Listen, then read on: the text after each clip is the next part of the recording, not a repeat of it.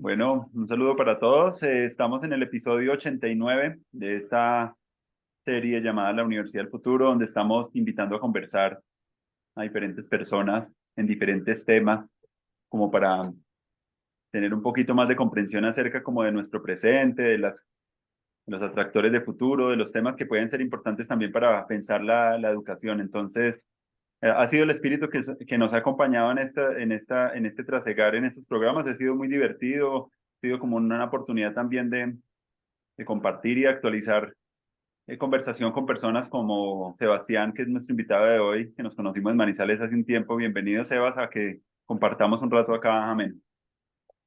Hola Andrés, también no muy contento y emocionado de conversar, como de hacer memoria, de compartir experiencias, recuerdos, y también como aprender sobre lo que estás haciendo y ahí pude ver un poco algunas de las conversaciones que has tenido y resulta muy interesante y entretenido como ser parte de este proceso también. Muchas gracias.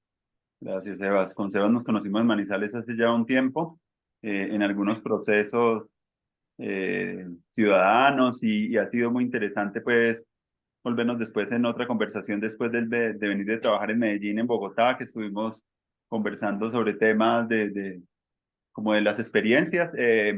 Y bueno, pues después otra vez en Manizales nos conocemos ya con tu familia, con tus hijos y ha sido como muy bello que podamos conversar el día de hoy como sobre tu trayectoria y también sobre lo que estás trabajando actualmente y como lo que te motiva también ahora también como profundizar. Entonces me gustaría para iniciar como que habláramos un poco de eso de esas trayectorias formativas y para que la gente que nos está escuchando pues conozca un poco de dónde vienes y cuáles son como tus preguntas actuales. Bueno, Andrés, yo manizaleño, estudié mi educación básica en Manizales y luego empecé a estudiar Derecho en la Universidad de Caldas.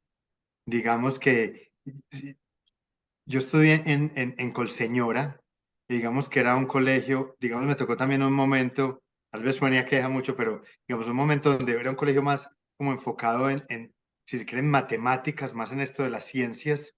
No, y contamos con algunos profesores, pero no había como una experiencia y un trabajo más desarrollado como en promover, digamos, la lectura y otras formas de ver el mundo, ¿cierto? Digamos que siempre era más enfocado a eso. Al colegio después llegaron otros profesores y eso generó un movimiento o sea, en este momento hay escritores, periodistas importantes a nivel nacional que salieron como de ese pequeño semillero que se armó ahí en Colseñora. Yo estuve un poquito antes y lo digo es porque, a pesar de que estuve en ese ambiente, siempre mis inquietudes eran más como hacia el lado como de la lectura, el análisis.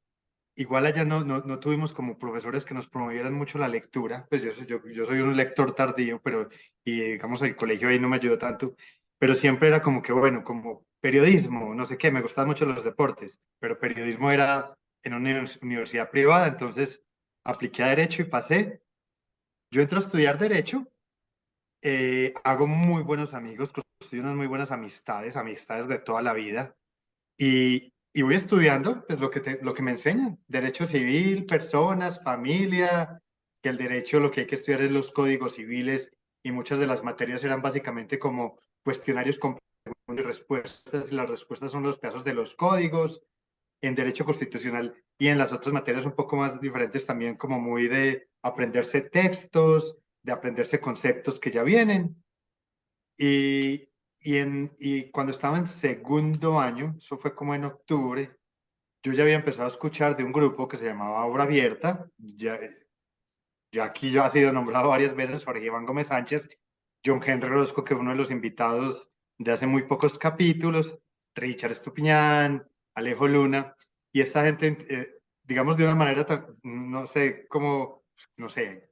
contestataria, si quieres es agresiva, pero digamos, al final chocaban con lo que era la universidad porque estaban intentando promover otro enfoque y otra forma de ver el derecho y de pensar la reflexión jurídica. Hicieron una conferencia con un señor que yo no conocía, que se llama Mauricio García Villegas. Ujú. Mauricio García Villegas, digamos, es ahora un columnista del Espectador de los sábados, un sociólogo del derecho, digamos, un intelectual de la vida pública colombiana que yo creo que es muy importante actualmente. Mauricio en ese momento, estamos hablando del 96, 97, había regresado hace poco de Europa de sus doctorados en Lovaina y estaba en la Corte Constitucional y era más que todo profesor. Y cuento eso porque, o sea, a mí eso me voló la cabeza. O sea, en esa conferencia, ese señor dijo que los jueces podían crear derecho. Y lo digo es porque es que desde esos 2 años que yo estudié derecho, el profesor sobre todo derecho civil decía es, usted lo que tiene que aprender es lo que dice la ley y los jueces lo que hacen es ser la boca de la ley. O sea, ahí no hay mucho que pensar. Es la habilidad de saber encontrar en los códigos las soluciones a los problemas jurídicos. Y los problemas jurídicos eran básicamente lo que pasaba, digamos, en el litigio y en los procesos. ¿No? Nos enseñaban, o sea, la educación estaba pensada para que uno fuera litigante, a pesar de que había profesores que eran políticos, funcionarios públicos, otros jueces, pero los profesores siempre habían sido como litigantes. Y entonces ese señor dijo que el juez podía crear derecho. Yo levanté la mano y le dije, no, o sea, no, pues no, o sea, me están diciendo que no. Y ese señor en el 96 empieza a hablar de la Constitución del 91. Nosotros no hablamos de eso, o sea, estamos en la transición también, ¿no? Y a mí eso me descompuso, o sea, a mí eso me descompuso. O sea, es que me estaban diciendo una cosa que me repetían, era clase tras clase. Y yo sé que suena muy técnico y todo, pero, o sea, decirle a uno que el juez lo único que tiene que hacer es buscar en un código la norma y que lo que estamos haciendo era aprendernos los códigos, a que Claro, este señor diga que no, que el juez podía crear derechos, que la Constitución también tenía, que lo que decía la Constitución también servía para decidir los casos y las situaciones, no solo lo que dijera el código. A mí eso pues, me voló la claro. cabeza, me voló la cabeza y me permitió conocer a tus amigos de Hora Abierta, a Jorge, a John Henry y abogados que estaban ahí con los amigos algunos amigos del grupo de derecho. Empezamos también como a acercarnos y, o sea, y a entender primero que no había solo que leer códigos, que había que leer otras cosas. Entonces me vinculo a estos grupos de lectura de textos clásicos de la política, algunas cosas de desarrollo y sobre todo pues gracias como a John Henry, más como a empezar a ver literatura, ¿no? Mm, Y como lo dije, yo soy un lector tardío, o sea, yo empiezo a leer a mediados de la universidad, o sea, a encontrarme con libros de literatura que me daban en la cabeza a mediados de la universidad. O sea, en el colegio fue, no sé, la Celestina. O sea, no pasamos de ahí, no pasamos de ahí. Y en mi casa tampoco había cultura lectora, no había libros, o sea, había hasta colección de Salvat donde estaba Miguel Strogoff, 20.000 leguas de viajes. Yo me los leí, pero tal vez no tuve con quién como conversarlos y no pasó de ahí. Y ya llego a este otro mundo y con mis amigos empezamos como a descubrir un nuevo mundo, ¿no? Y a darnos cuenta de la importancia de la Constitución del 91, de lo que eso estaba, los cambios que estaba generando y que estaban pasando por lo nacional, pero que todavía no están empezando a llegar como a las regiones, ¿no? Y desde ahí, digamos, fue un proceso dual, seguir estudiando derecho. Después hubo profesores increíbles, o sea, profesores increíbles. O sea, yo tengo un profesor, el profesor, una cosa que se llama procedimiento civil. Es Fernando Giraldo, es un juez, él ya se retiró. O sea, Fernando Giraldo es un tipo conservador, filosófica y vitalmente, pero un tipo con el que construimos unos diálogos, porque él también sintió el impacto de la Constitución del 91 y en una cosa que sonaba, lo voy a decir, pues para mí tan horrible como el procedimiento civil, con ese tipo empezamos a leer sentencias de la Corte Constitucional para entender ese procedimiento civil, que era una cosa que nos sonaba chocante y con el cual, o sea, poder sentarme en cualquier sitio, tomarme un café, a hablar con este señor, que era un conservador, pero que leía y que llegábamos a acuerdos y que éramos capaces de construir, o sea, y él en las clases me decía, ¿lo puedo molestar? Y yo, doctor, con confianza. O sea, el señor se burlaba de mí fuerte y yo le contestaba, pero era un diálogo inteligente y una burla inteligente, ¿no? También se burlaba feamente de los que no lo hacían bien, pero digamos, eso a mí también me ayudó mucho. Gustavo Restrepo, el defensor del pueblo, fue alguien que yo creo que también, con todo, creó escuela, y nos ayudó mucho. Y a partir de ahí se me abrió el mundo. Se me abrió el mundo y me creó taras. Una es asociar todo eso del formalismo del derecho a ser litigante. Yo nunca he sido capaz de ser litigante y eso apenas es, o sea, hace poco tiempo empezar a entender la importancia de la práctica profesional del litigio. Eso transforma también, porque yo he ayudado mucho, las tutelas lo cambian a uno, pero también hay que estar en la práctica judicial, de, donde hay temas muy trágicos también que hay que ayudar a solucionar. Pero también me abrió al mundo de los derechos humanos, a la posibilidad de conocer qué era la defensa de los derechos humanos. Igual, Manizales no es una ciudad que se caracterizaba por tener un movimiento de derechos humanos, Mm, pero en un diplomado que hizo la Defensoría del Pueblo conocí a Luciano Sanín, un líder de derechos humanos de Medellín muy importante, y por eso terminé trabajando en el Instituto Popular de Capacitación, que es una de mm, las ONGs tradicionales en Medellín y en Colombia de la defensa de derechos humanos. Y luego ya pues una experiencia profesional que me ha implicado trabajar vinculándome con la política, con la moral, con el derecho, teniendo la literatura cerca, intentando siempre que mis diálogos no se agoten en el derecho y mis amistades y mis como conversaciones vayan más allá. Las experiencias contigo, con tu hermano, o sea, con el grupo, como lo contaba John Henry, o sea, no sé si era martes o jueves, terminamos en la casa de uno de nosotros, mm, empezamos a leer No todos los sólidos se desvanecen en el aire. sí. Es un libro maravilloso, ya me lo he leído como 3 veces y cada vez me fascina más. Cuando siento que a veces estoy enredado, ese libro es el que me lleva a caminar las calles de San Petersburgo y a entender que la modernidad es una cosa que nos tiene que afectar y que la tenemos que avanzar, por Mm. ejemplo. Y cierto, estas experiencias con ustedes de sentarnos a leer eso, almorzar en las casas, a compartir desde la misma Manizales diferentes vidas que uno no conoce, que no está muy centrado. O sea, éramos muy diferentes a pesar de que teníamos intereses parecidos. Y eso cambia la vida, eso cambia la vida pues me ha llevado como a tener un camino del cual pues yo me siento muy tranquilo, con muchos retos, pero que digamos que ha sido como, por lo menos fue diferente frente al esquema que intentaba imponer, creo yo, ese modelo de educación y de ver el derecho tradicional y sobre todo como regional que trae a la universidad y que va cambiando. Eso va cambiando para bien, yo creo.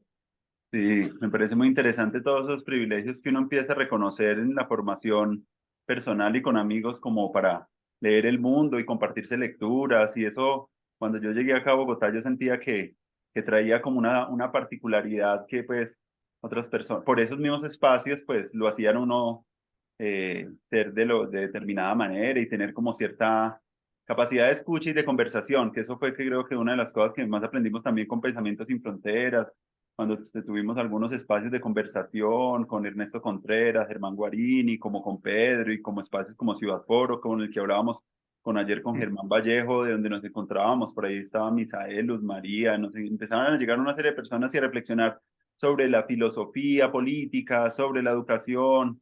De pronto también entró muchos textos que fueron para nosotros muy significativos también en esa relación con la literatura, que John Henry también pues planteaba en el encuentro. Entonces eso sí, sí, yo lo notaba como una gran ventaja y me hacías pensar en algo que a veces en política se nota mucho y es como aquellos que aceptan las reglas del juego, digámoslo pensando en lo que tú contabas alrededor del derecho, otros que quieren romperlas, pero no hay como una vía intermedia de una capacidad de construcción y que necesitamos crear como los currículos educativos para eso, ¿cierto? Para que en todas las áreas haya la posibilidad como de imaginación colectiva de las áreas en las que estamos trabajando y pues que podamos producir también como conocimiento alrededor de los temas que estamos trasuntando. Eso es como muy importante y entonces como que esos dos caminos, el que lo acepta, bueno, pues se acopla a lo que hay, el otro lo niega, como que toda la gente que está como la negación, ¿cierto? Eso es como la dialéctica hegeliana de la tesis, la antítesis y la síntesis. Entonces me parece que ahorita estamos en un tiempo que está invitando mucho a la síntesis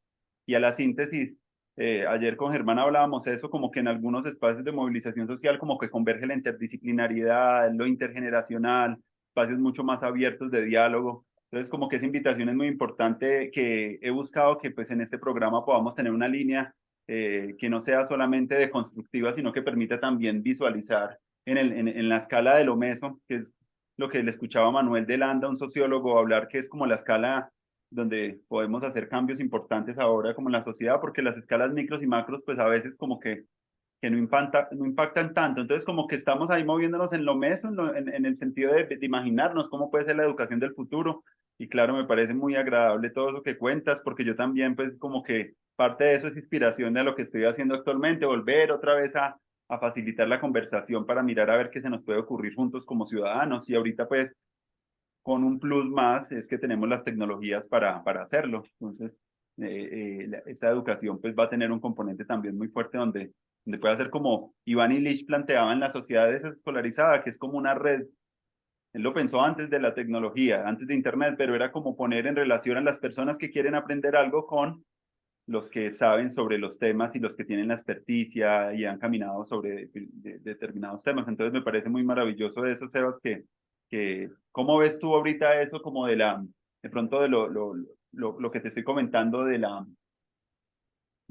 unos discursos que lleven más a la creación de código, que a la creación de algoritmos sociales y ciudadanos, digámoslo, la parte creativa yo creo que es algo que debe tener esta nueva educación y inspirarla, porque yo siento a veces, y lo digo con mucho respeto también, porque a partir de muchas personas que han caminado, digámoslo, en ciertos movimientos sociales y todas las teorías postmodernas que fueron muy importantes, Manizales en la época de los 90 y el 2000 y que llegaron, pero como que ya en estos tiempos se necesitan como otras teorías que puedan empezar a crear otro tipo de agencia en las personas, otras maneras de comprender incluso más sistémicamente los problemas y yo creo que hay como toda una deriva también de pensamiento crítico ahorita en el mundo que está en esa clave, no en la clave solamente de ser una antítesis con la sociedad, sino de mirar cómo podemos empezar a crear la cultura que va a ser obsoleta a las anteriores, digamos, los esquemas y estructuras de las que venimos. Entonces, ese es como un espíritu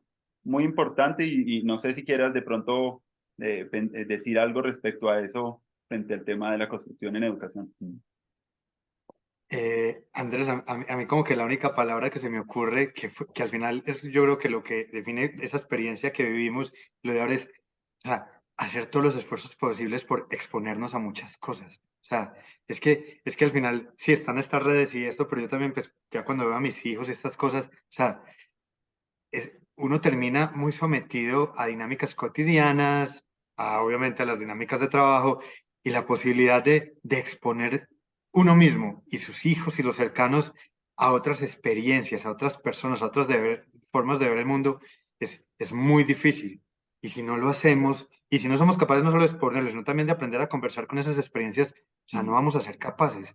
Es que al final eso fue yo creo que eso fue lo que nos pasó. O sea, obviamente esa experiencia en Manizales puede ser vista mucho de choque, de confrontación con una forma tradicional de ver el derecho, pero los mm, que estuvimos ahí en ese grupito, lo único que hicimos fue, tuvimos el momento, la fortuna, yo creo que también la inteligencia, porque teníamos cosas que nos hacían estar ahí, mm, la ventaja de estar expuestos con lo bueno y lo malo de las personas que lo promovieron a cosas muy diferentes que no había ahí mm, que no había ahí. Y el proceso primero como de chocar, de reaccionar de uno mismo y también frente a lo que uno choca porque reacciona, o sea, no se van a quedar quietos, pero al final yo creo que yo veo eso y es como en términos de experiencia personal es eso.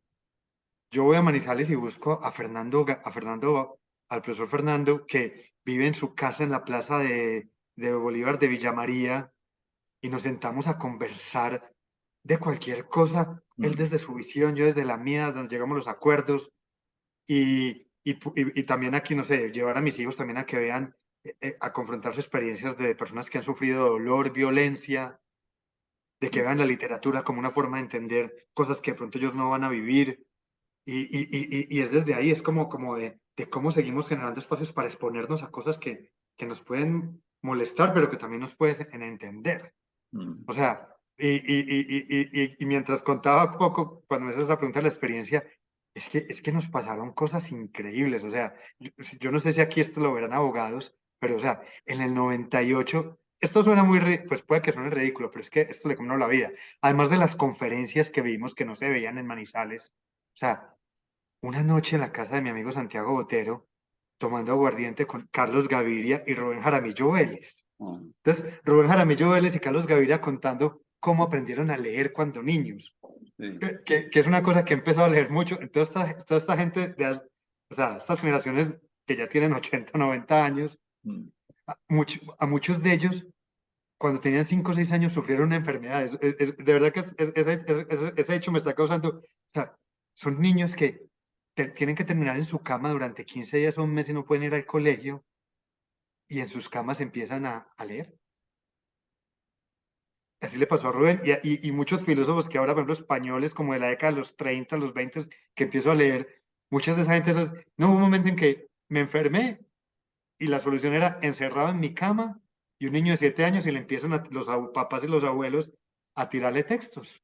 mm, Entonces, lo digo es eso, o sea, exponerse, exponerse. Yo no tengo los conocimientos ni he profundizado mucho académicamente para entender eso, pero mi experiencia con es exponerse, mm, exponerse.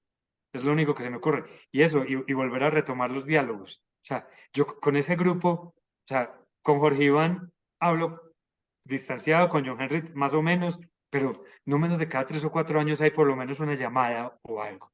mm, Pero con el grupo más cercano, o sea, con el Gordo Alzate, y mm, además eso también, mira, que es que yo creo que esas son experiencias que yo creo que eso nos marca a nosotros como diferentes, porque uno terminaba siendo el grupo de la universidad, pero mira que este era un grupo donde había ingenieros civiles, ah, psicólogos, mercadotecnistas, mm, abogados, periodistas, médicos. Ahora eso somos y estábamos estudiando eso. mm, Educadoras como Juana. mm, Entonces, claro, teníamos nuestra vida, pero también tenemos esos espacios de exponernos y además, o sea, éramos pelados de 20, entre 15 y 22, 23 años, Manizales con lo más pequeña, pero con unas experiencias de vida absolutamente diferentes, atravesadas muchos por la pobreza, mm, otros por la ventaja que yo creo que tuvimos de papás trabajadores que nos y gracias a la cierto, no cierto, no, a la educación pública, mm, que pudimos acceder a estas cosas porque nos expusimos. En un momento determinado terminamos expuestos a la literatura, a la filosofía, a la ciencia política, a la sociología, al derecho en mi caso, a los derechos sí, humanos, y esa exposición es la que me ha permitido seguir creyendo y estar dialogando aquí contigo y pensar estas claro. cosas y ver cómo lo trastornamos. Claro, esa exposición también está muy ligada también como a la curiosidad también de mantenerla activa, porque es lo que permite también estarse preguntando, estar como también con unos hábitos siento yo que son muy importantes para la educación que viene y para nosotros ha sido como el autodidactismo, como aprender las cosas que queremos investigar y leer y proporcionar que no están, pues ir creando los espacios para hacer esos diálogos. Ahorita cuando tú hablabas del derecho, pues yo no es un área que conozca, pues, y soy como muy ignorante frente al tema, pero me parece muy interesante en eso de la creación de derecho, como que cuáles son como los caminos y las cosas que se tienen, o las piezas que se tienen que juntar para que algo, como por ejemplo lo que viene pasando como en un debate actual de los derechos a la madre naturaleza, como unos derechos emergentes que me parecen muy interesantes y alrededor de otras agendas que no estaban antes, pero que son como cosas nuevas. ¿Qué cosas interactúan ahí para que luego se constituya como en un principio de justicia para toda la sociedad? Me estaba preguntando sobre eso. Si quisieras de pronto dar algunas pistas frente a eso, no, me encantaría. Claro, claro. O sea, inicialmente es, digamos, de donde venía, digamos, la formación que yo tuve como abogado, y ya brevemente como para poder contrastar esas dos visiones, digamos, es una idea de que una idea de ciencia del derecho, y con esa idea, digamos, de ciencia de donde la verdad lo que hay que hacer es encontrarla, porque la verdad ya en algún momento estado se construye racionalmente y se encuentra, y entonces básicamente encontrar dónde se construye eso, entonces digamos, las normas que regulan las sociedades ya están dadas, es encontrarlas, claro, se puede encontrar una naturaleza divina o a través del uso de la racionalidad, ¿cierto? En las ciencias de la naturaleza, y eso está pues muy, muy metido. Entonces es como esa idea de que era más una labor de descubrir esas normas, de encontrarlas y que se iba a entregar la solución. Y entonces la forma en que se construye el pensamiento para encontrar esas soluciones era a través como el silogismo, ¿no? Mm, Estaba esta premisa mayor, unos hechos, que uno tenía unos hechos, buscaba cuál es la premisa, la norma donde encajaba eso, inmediatamente nos daba una solución. Y entonces se construye a través del legislador, donde uno ahí no ves lo que ya vemos ahora, que es un espacio de discusión y debate democrático con todo lo bueno y lo malo, sino, no sé, como una caja negra que producía racionalmente las normas. Y pues sí que veíamos, construidas por hombres blancos, clase media, machistas, religiosos, católicos, en su prédica moral, pero pues en su forma de actuar, ¿no? Y digamos, eso es como guiaba esa construcción de esas normas que nos servían para solucionar los casos. Digamos, la Constitución del 91, pues y también la ciencia, el derecho, pues la ciencia, la filosofía del derecho, la Constitución del 91 cambió con eso. O sea, empezamos a ver que hay órdenes sociales diferentes, no es el derecho, está la moral, la ética, la política, y esas cosas tienen que dialogar, esos no son espacios diferenciados, sino cosas que tienen que dialogar con reglas diferentes, pero que construyen un diálogo y por un lado es, o sea, el derecho es una construcción social, eso es una construcción social. O sea, ¿qué significa eso? Eso puede significar muchas cosas, pero, pero yo creo que lo primero es es entender que se trata al final de construcciones con un sustento histórico y que debemos entender que lo que buscan es solucionar problemas sociales actualmente y que se tienen que ir adaptando, construyendo esas soluciones, pensándolas. Y desde ahí es que hay que entender que sí, que el derecho no es una propiedad de los abogados. No, eso, o sea, eso ya no existe, esa idea está absolutamente caída, pues hay gente que lo cree, pero no, yo creo que el derecho es de los ciudadanos y hay que seguir construyendo para eso, porque es que quitar ese monopolio del poder a los que lo tienen, pues no es fácil, al final es poder y no se lo van a dejar quitar. Y, y más que una pelea, yo creo que es como construimos en nuestras comunidades y socialmente espacios de poder para que desde ahí empecemos a construir nuestras propias regulaciones y ya después vamos como avanzando en construir otras formas de regulación social diferentes y que el derecho juegue una labor importante. Y bueno, ahí estaba pensando de un concepto, no sé si a quién lo escuché, como de justicia epistémica, que tenía que ver un poco como empezar a poner en valor un poco la sabiduría que hay en la sociedad y los diálogos de saberes y todas estas cosas parecen a mí como muy interesantes de pensar y de facilitar también espacios como ese diálogo más amplio, que es lo que invita también la construcción colectiva. Y no sé de pronto cómo ves para los niños y los jóvenes, cómo se podría incluso relacionar esas habilidades que tienen que ver con el derecho y con la justicia y cómo en las ciencias sociales muy poco es lo que de pronto uno ve cuando está en la escuela temas de derecho. Normalmente ve más experiencias de historia y un poquito de unos elementos, pero no hay, incluso economía también más bien poco y yo siento que cuando yo salí del colegio sentí también como mucha ignorancia frente a los temas económicos y cuando leía a veces los medios y los periódicos y me encantaba leer y exponerme, como tú decías, a esas cosas de economía que son muy importantes, pero como que hay mucha ignorancia también y una poco acceso a una cierta información que podría ser interesante que los jóvenes empezaran a reconocer de qué derechos y que cómo ha sido, por eso te preguntaba un poco cómo se cristalizan esas cosas que gozan ciertas generaciones, pero que han estado apoyadas en movilizaciones sociales, en una serie de cosas, incluso en la conciencia de la sociedad que tenga sobre esos temas, por ejemplo, con los derechos reproductivos y los derechos también que han ganado cada vez en la arena pública más las comunidades LGBT en el mundo, como que me parece interesante porque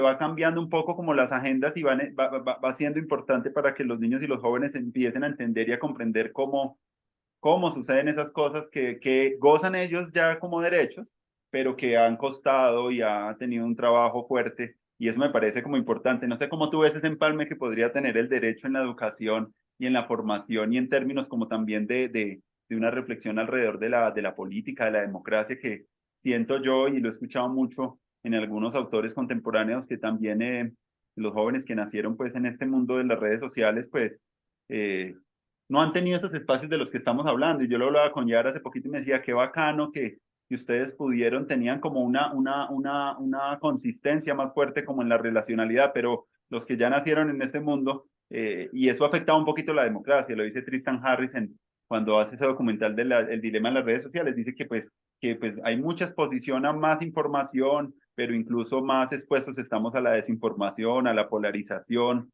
a cuestiones del linchamiento en las redes públicas y como unas actitudes que habría que ver como para pensar eso de cómo podemos hablar, y es una pregunta que yo me he hecho con mis estudiantes también dentro de mi ignorancia en los temas como el derecho, pero cómo hablar de esos temas que son como polémicos, como el tema del aborto, como el tema de los ecocidios, como temas que son como llama Timothy Morton, como hiperobjetos, como de una complejidad que hace difícil como que para poder conversar con ellos, pues hay que dialogar con muchos actores porque no, son temas muy robustos, entonces me ha parecido muy importante pues cómo hablar de temas que tienen que ver con la injusticia sin que resulte uno emocionalmente eh, eh, actuando de maneras que de pronto más que solucionar el problema lo estén agravando. Entonces yo creo que muchas de las conversaciones que están empezando a surgir en la educación y por lo menos a provocarse pues con lo que pasó en Estados Unidos con lo de George Floyd y todos esos temas del racismo, las desigualdades, los temas ambientales, son temas muy gruesos, pero entonces como que no tenemos capacidades conversacionales como para abordarlos, no tenemos a veces las herramientas epistémicas para poder cómo hacerlo y es algo que yo he venido, Sebastián, como promoviendo dentro de la ignorancia, pero pues ya solo crear el espacio para que en la escuela se hablen de esas cosas, ya empieza a facilitar cierta apertura a la gente a no confrontar y a tener visiones como muy poco sofisticadas de la realidad, de blancos y negros y que es lo que también Jonathan Haidt da en este texto maravilloso que él explora un poco lo que subyace, digamos, a los movimientos conservadores y liberales, pues allá en Estados Unidos y todo ese tema de la polarización. Entonces me parece muy interesante cómo podemos empezar a producir en la educación espacios donde esos temas de la injusticia, pues incluso los temas de género que han tenido también mucho furor en las escuelas desde hace unos años también, de las preguntas por la identidad sexual y todos esos temas que los maestros no tienen las capacidades ahorita para darlos, pero entonces ahí está el tema de cómo hablar de esto sin que nos quedemos atascados, sino que puedan ser conversaciones más generativas y puedan llevar a los estudiantes a fomentar el pensamiento crítico. Son como ideas que a mí se me vienen hablando y son como sentidos de preocupación actual y que yo lo he visto porque lo he empezado a hacer, pero entonces me gustaría que dialogáramos un poquito de pronto qué perspectivas de pronto ves tú ahí en eso que te estoy planteando. Antes de empezar, acabas de hablar y, si quieres, y yo creo que con eso espero terminar para que lo dialoguemos. O sea, citas para mí este es uno de los ídolos, Jonathan Haidt, el psicólogo, a mí o sea, creo que eso me ayuda mucho a entender muchas cosas dentro del derecho y también frente a lo que tenemos que hacer. Pero digamos que con eso intentemos cerrar ahí y lo podemos dialogar a ver si encontramos. Yo apenas lo estoy leyendo y tengo más preguntas que certezas. O sea, por un lado, yo parto desde una perspectiva, digamos, positiva. O sea, con todos los obstáculos estamos pudiendo hablar de eso porque de cierta manera ya tenemos una base de ciudadanía social. O sea, tenemos, eh, digamos, en el caso colombiano, la constitución política del 91 nos construyó como ciudadanos, nos otorgó ciudadanía social y llevamos ya 30, ¿cuánto? Sí, 30 años construyéndola, con todo lo que eso significa. Y entonces, o sea, el hecho de estar debatiendo lo que estamos debatiendo, si lo debatamos muy mal, eso yo creo que o sea, eso es una ganancia inmensa. Es una ganancia inmensa y no la podemos infravalorar, porque ha sido una batalla que ha implicado que muchos podamos como aprender muchas cosas y aprender a construir y a garantizar derechos de personas, pero también obviamente ha implicado vidas de mucha gente que ha implicado también meterse a discutir poderes, a pesar poderes que iban en contra de esa ciudadanía social, pero pues que ejercían su violencia. Y, y yo creo que eso no se nos puede olvidar. O sea, a pesar de que terminamos como tan apabullados con todas estas preguntas de las nuevas tecnologías, pero también de la vida, o sea, tú dices, todas estas discusiones sobre el medio ambiente, sobre los derechos de la naturaleza, las estamos dando y al final podemos llegar como un camino porque tenemos ciudadanía social construida, o sea, somos ciudadanos por lo menos con una conciencia, yo no creo que tan vaga en nuestros derechos, así no los conozcamos bien. O sea, Mm, de verdad que si uno, por lo que yo he leído, por ejemplo, Rodrigo Primni lo dice mucho, o sea, el, siendo uno ciudadano en 1989, como habla ahora al ciudadano de hoy, o sea, sabiendo que dice, no es que yo tengo derecho, no sé de qué, pero yo tengo derecho. Y eso significa como mínimo un empoderamiento, una idea de que ese derecho hay que exigírselo a alguien, no es simplemente un regalo, de que algo ujú, tiene que pasar y hay que buscar cómo se exigir. Y eso obviamente implica un montón de procesos de aprendizaje, ah, de entendimiento de no solo del Estado, sino también de la sociedad, de tocar poderes, sensibilidades, otras formas de ver el mundo que siempre han dominado y por ahí va el aprendizaje. Y yo creo que lo otro también va, o sea, yo en estos últimos años como que en esa relación entre derecho moral y política he empezado a intentar irme a entender un poco cosas más de lo que significa la moral y he llegado a personajes tan increíbles como Paul Bloom, como Jonathan Haidt, sobre todo, mm, que, que, o sea, que nos muestran también como, o sea, entender cómo se construye moralmente los acuerdos básicos no, y ni siquiera los acuerdos básicos cómo define uno su propia moral.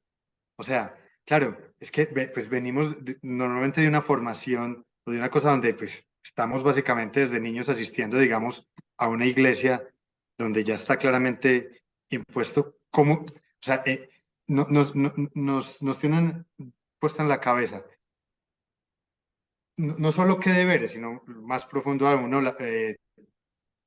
¿Cuál es el sentido de nuestra vida? O sea, y sobre todo la pregunta de cuando nos vayamos a morir, ¿qué va a pasar?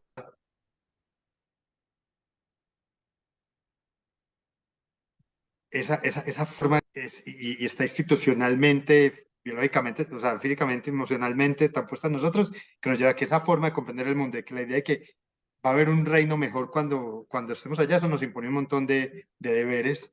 Yo creo que empezar a romper eso es muy importante. ¿Cómo es esa construcción moral? Sí, sí, y no sé, es que yo no soy experto, pero por lo menos esas son las preguntas. O sea, no, la moralidad no es algo innato, ni tampoco está en el otro lado de que es una construcción completamente cultural. Hay también elementos biológicos que tenemos que aprender y aprender a desarrollarlos para que a partir de ahí podamos tener más fuerza en cómo nos hacemos también sujetos conscientes de qué defendemos, qué no defendemos, cómo ayudamos a las personas, ¿cierto? Toda esta idea de la sociabilidad, de la reciprocidad. Yo creo que esas son las cosas que tenemos que empezar a trabajar para también que cuando nos enfrentemos a lo que se llama el derecho, no lo veamos como un estatus que se nos impone, sino también como un conjunto de reglas que es importante respetarlas, pero que también podemos ir modificando, entendiendo, y si todos compartimos una base común, es más fácil para ese derecho y para nosotros mismos vivir en sociedad. Yo sé que no estoy contestando mucho, pero, pero digamos que todavía, o sea, si tú me haces preguntas, yo te contesto también como con preguntas, no, está bien, pero está bien. pero va como por ahí, o sea, entender esas relaciones entre qué significa la intuición. Yo creo que ahora, por ejemplo, Mauricio García, con su último libro, el País de las Emociones Tristes, que ha intentado poner todo esto de la revolución cognitiva en juego, entender esta cosa entre racionalidad ¿cierto? Entre cuerpo y alma, racionalidad y emocionalidad, que no son cosas que se contraponen o que una domina a la otra, sino cómo dialoga, cómo aprender a dominar nuestras emociones. Y no es de esta idea de autoayuda, de échele ganas, mi hijo, échele ganas, no, eso no es eso, ¿cierto? Claramente no es eso. Mm, Es cómo aprendemos a que yo no sé ni cómo se llama eso, concienciamente, aprende a ser consciente de nuestro cuerpo, de nuestras emociones, mm. para a partir de ahí ser capaces de interactuar con los demás y construir relaciones significativas. Y ya ahí a pensar en procesos pedagógicos, pues ahí ya te dejo las preguntas a ti. Bueno, sí, me parece chévere eso de poder ver la lógica que hay detrás de las motivaciones de las personas y que buena parte, pues, pues una racionalidad mejor es aquella que pueda tener más perspectivas de poder comprender y de tener mayor empatía por las personas. Y creo que es una de las cosas que en el conflicto pues se y por la aplica más. naturaleza y los animales, O sea, me parece claramente. muy chévere también ver la perspectiva que es lo que trae de nuevo todos esos autores nuevos que ya están muy informados de la psicología cognitiva, de las neurociencias, de otras historias que de pronto antes del siglo XXI no las teníamos tan cercanas, entonces pues, se vuelven teorías mucho más robustas, más holísticas a la hora de comprender los fenómenos, incluso el trabajo de Lisa Barrett, cómo pone en diálogo el tema emocional como también como con los sistemas políticos y cómo que empiezan a juntar cosas que al parecer antes por los dominios, digámoslo, de conocimiento tan que la modernidad, pues, y Habermas lo decía, como esferas culturales de valor separadas, por un lado la ciencia, por cierto la filosofía, el arte, pero como que en este tiempo se hace necesaria esa convergencia para poder entendernos más y trabajo de Robert Sapolsky alrededor de cómo nos comportamos, digámoslo, cómo ya son unos arcos evolutivos de tiempo y un acceso a datos y arqueología de datos que no se tenían y hacen que pues yo siento que incluso va a llegar un momento donde vamos a tener que ayudarnos también para hacer esa síntesis que pues, se requiere hacer con las tecnologías. Y es un tema que ahorita hay un debate muy fuerte en el mundo alrededor de la moral, de cómo alinear esas tecnologías para que pues estén alineadas con los valores y los propósitos que tenemos como sociedad, porque yo he estado siguiendo mucho el trabajo de la ministra digital allá en Taiwán y cómo ha utilizado todas las tecnologías para facilitar los acuerdos y los consensos y no la polarización. Cómo crear incluso algoritmos para que permitan que personas que tienen sensibilidades parecidas puedan co-crear cosas puedan hacer vainas. Y entonces como que me parece fantástico porque estamos viendo como los mismos artefactos tecnológicos, pero con una orientación y una motivación hacia visiones más cosmocéntricas, visiones donde están pensados como en principios más universales como la justicia, la equidad, la dignidad. Entonces, como que me parece muy interesante esa reflexión que podemos nosotros hacer y yo creo que Jonathan Haidt incluso hay un capítulo que le dedica a la moral y la parte emocional y cómo lo sensitivo también afecta incluso en algunos momentos la toma de decisiones morales y cómo también la bondad de las personas no es un principio de ellas, sino que también dependen de las redes sociales en las que participan. No es como una cosa tan esencialista, sino que No, no. empiezan a ver, y esos principios son muy interesantes de verlos porque nos permiten tener como políticas diferentes y pensarnos la sociedad diferente porque pues la herramienta y la comprensión del problema se tiene diferente. Entonces yo creo que se requiere todavía mucho trabajo ahí a esa comprensión de esos temas, de la motivación, de entender las perspectivas de los demás, de cómo, como un trabajo muy bonito que también estuvo acá en este programa que te lo cuento, de una chica que se llama Valentina, creo que es abogada también, y hace hace unas aulas de la empatía donde pone en relación a los niños de los colegios con los pospenados y las personas que han estado como en las cárceles y hacen como creaciones colectivas y como el principio de la dignidad, de que los chicos tengan mayor comprensión de las personas que están más traumatizadas en la sociedad, se vuelve como oportunidades muy bonitas de crecimiento, pero no solo como nos enseñaron mucho a nosotros como en la educación, que era como solo centrado, y eso es una pregunta que yo también tengo, y es que mucha de la información a veces para generar esa empatía, pues yo podía saber como sobre la Unión Patriótica o sobre los procesos acá en Colombia, pero como que no lograban como atravesarlo a uno de tal manera que lo llevaran a tener a moverle la brújula moral. Entonces yo creo que pedagógicamente sí es una pregunta muy interesante de poder empezar a pensar cómo hacer de que esos hechos, por ejemplo, como lo que está ahorita en el portal de la Comisión de la Verdad acá en Colombia, cómo eso puede volverse también pedagogía en las aulas y cómo eso es un reto, porque no puede ser solamente desde el lado mental, sino que eso tiene que tener unas pedagogías también de corte más holístico y más interdisciplinarias, no solamente los psicólogos por un lado, la convergencia ahí también está Sí, invitándonos también a dar esos diálogos y a poder. Incluso por eso es que estamos haciendo estos programas, porque hay gente que viene de áreas muy distintas, pero solos en el, en el conversar que pues puede uno empezar a pensar cosas, a compartir un poco miradas, a ver qué perspectivas también de mundo estamos como construyendo y eso también es como importante hoy para el desarrollo moral de la sociedad porque es un debate, yo trabajo mucho con temas de tecnología y siento que hay un desequilibrio muy grande en una gran explosión tecnológica, pero el desarrollo moral todavía está como todavía, Disparejo. bueno, está muy disparejo, a pesar de que hay unos logros históricos y yo los celebro y unos atractores muy bellos que vale la pena seguir trabajando, pero está muy disparejo el avance y ese avance pues es un problema también de la educación, que no esté pasando. Y no estoy hablando de la educación solamente de la escuela, porque a veces todo se le achaca a la Sí. escuela, sino es pensar en el espacio público, en los medios de comunicación, en todo lo que tiene que ver con la crianza. Y me gustaría que entráramos un poquito ahorita más Bueno, adelante en hablar del tema de la crianza, que es uno de los temas también como centrales ahorita, como en la nueva educación, porque pues es ahí donde surge todo, las posibilidades de mayor equilibrio emocional, de mayores fortalecimiento de la confianza, como que ahí hay muchas cosas que me gustaría descubrir contigo y me cuentas cómo llegaste también del derecho a esos temas y de la neurodiversidad y bueno, que nos cuentes también un poco bueno. algo de ti. Mira, como para cerrar este tema un poco también frente a qué otras cosas que hay que entender, yo creo que en la base, no sé si es por lo que estoy leyendo, qué, pero es, o sea, filosofía. O sea, hay que dialogar con la neurociencia, hay que entender la psicología, el derecho, todo, pero Mm, filosofía, o sea, de acuerdo. y filosofía es el arte de pensar. Y es que estoy en este momento, voy como en la página 50 de este libro, que se llama Nasty, Brutish and Short, como canzoncito, brutico y cortico. Es de se llama Aventuras en Filosofía con mis hijos, de Scott Hershowitz. Es un filósofo que es filósofo del derecho, profesor de filosofía del derecho en Michigan, si no estoy mal. Por Mm, aquí está la foto. Eh, y este libro es un libro que, o sea, el tipo en filosofía del derecho, de verdad que es muy importante y pone ideas muy interesantes, digamos, más de una perspectiva durkheimiana, pues por ponerlo aquí en los términos técnicos. Pero este libro es un libro que él se escribe a partir de lo que hace con sus hijos para explicar de manera muy sencilla elementos básicos de la filosofía.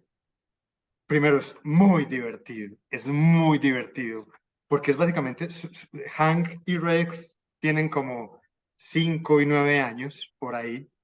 Entonces es un poco a partir de él con ellos, o sea, dice, los niños, o sea, de verdad, los niños son filósofos, o sea, eh, y a mí primero me ha tocado mucho porque es, o sea, a veces mis hijos hacen muchas preguntas y uno termina cansado y sin entenderlas.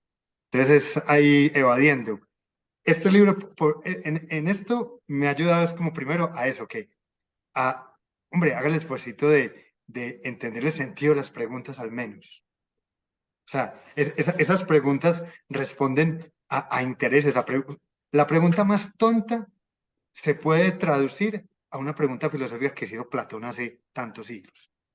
Los mm, niños se hacen preguntas. ¿Por qué? Porque apenas están descubriendo, porque tienen menos estructuras mentales y están haciéndose esas preguntas. mm, Y además porque él dice una cosa muy importante, porque al final aprender a filosofar es, obviamente, dialogar con otros y el objetivo que me parece que yo creo que si uno le enseña eso a los hijos, a los niños, ayudarle a que los otros niños, los demás, los niños o nosotros mismos seamos capaces, o sea, de descubrir lo que otros piensan, o sea, aprender a anticipar las acciones de los otros, imagínense, o mm, sea, que al final es eso, o sea, y cuando estamos pensando, o sea, el ejemplo que uno pone en las discusiones colombianas, la tía uribista, o sea, yo ahorita soy siempre pensando es, o sea, ¿por qué piensa eso mi tía uribista? No se me olvide que es mi tía y que mi tía tiene una historia que la lleva a entender eso.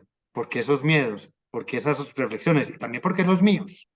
¿Y mm, cómo hago para también a veces ser capaz de poner en ese lenguaje de las experiencias propias que conozco de ella para mostrarle que hay discusiones que valen la pena? Entonces, esto me ha encantado mucho. Y, por ejemplo, solo para terminar esta cosa que me tiene muy conmovido y pensando mucho, por ejemplo, cuando él habla de los derechos, yo siempre en los colegios de mis hijos voy y hablo, me invitan a hablar de los derechos. Entonces yo siempre hablo un poco como de los derechos como poderes. O sea, como que somos poderes que tenemos.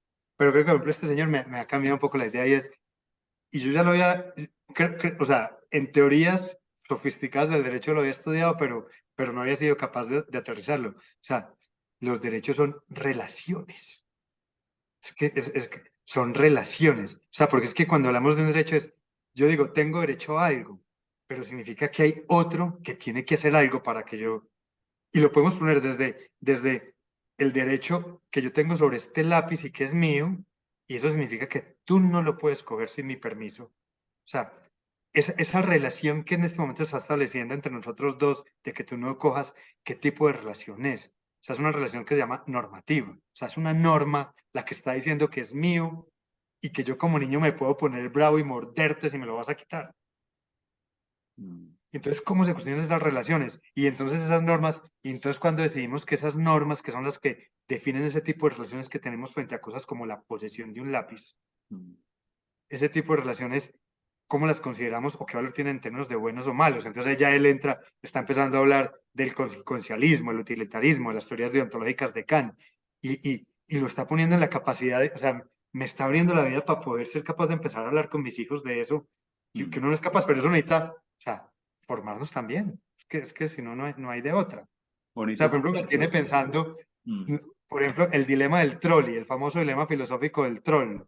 ¿No? De que va un trencito pequeño por la vía mm. y hay cinco, o sea, este tipo se sienta a Dilemas conversar con sus morales. hijos de 6 y 9 años, o sea, ¿cómo soy capaz de introducir esas discusiones para ayudarle a mis hijos a entender esas cosas sobre la moralidad? Además, porque esas discusiones, como lo sabemos en la filosofía contemporánea, permiten discutir todos, ¿no?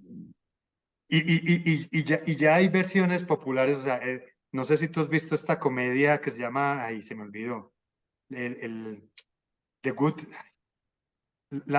estos dos personajes que se van para el cielo, ahorita me acuerdo, No, que es una discusión sobre la filosofía, sobre todo contemporánea del siglo XX, sobre todo la filosofía gringa, muy impresionante. Ahorita te doy el nombre. maravilloso. Entonces, The Good Place, Good place. The Good Place. Es una serie pues, de hace 5 años, Ah, sí, por pero ahí me han contado que la viera, sí, sí, no, no, hombre, o sí, sea, sí. La voy a ver, por ahí sí vi. hacerse un cursito rápido de filosofía muy contemporánea con un enfoque muy gringo, obviamente, ¿cierto? Muy anglosajón si se quiere, Mm, pero divertida, llena de chistes y lo pone uno a pensar y con los dilemas éticos y morales más impresionantes de una perspectiva muy interesante.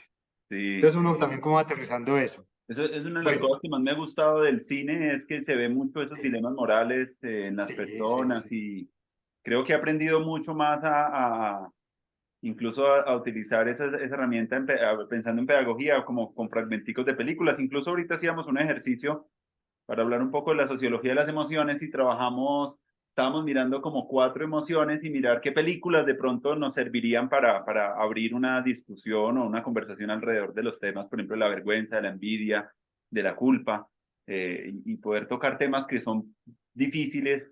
Y ahí es donde yo siento que es muy importante eso de como aprender a manejar la contradicción y aprender a entender los polos que están en tensión, que hace parte como de cualquier gesto de construcción de conocimiento, como mantener esa polaridad, pero en tensión. Y el erotismo también es mantener esa tensión, esa polaridad en tensión.